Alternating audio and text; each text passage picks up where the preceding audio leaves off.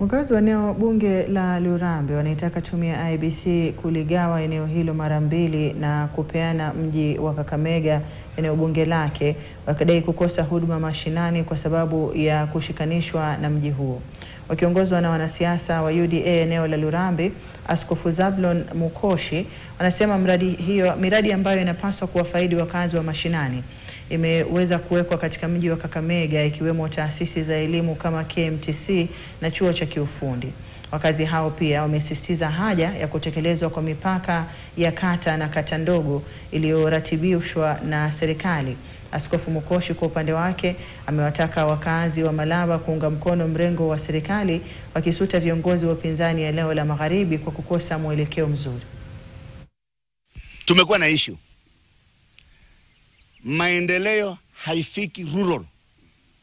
Tunaitwa Lurambi, lakini ukiangalia Lurambi inatoka hapa Lubao paka huko Bukura, paka huko ndani kabisa, paka huko Isuga, paka huko chini, lakini maendeleo haifiki huko ndani. Watu wametambua hiyo siri, wanakuja wanajichoma hapa Kakamega town. Municipality wanaanza kuongelea on behalf of watu wa Lurambi. Inafanya maendeleo inabaki hapa town. Tunashangaa tuko kwa inji gani na tuko na viongozi gani. Kwa sababu chusi hata ile Central Butsotso ambayo iko chini hata kwa Butsotso East imepewa sublocation, imepewa locations. Mheshimiwa, watu wa Butsotso East tulikukosea wapi? District yetu mpya headquarter tuko hapa na Lurambi, tuna shamba hapa kwa chief Sheywe.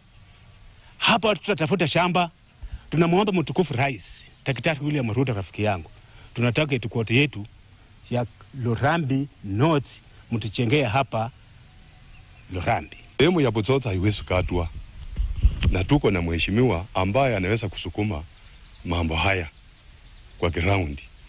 Sasa inaonekana ya kwamba hii location ya Sheywe ilikatwa mwaka wa 2017.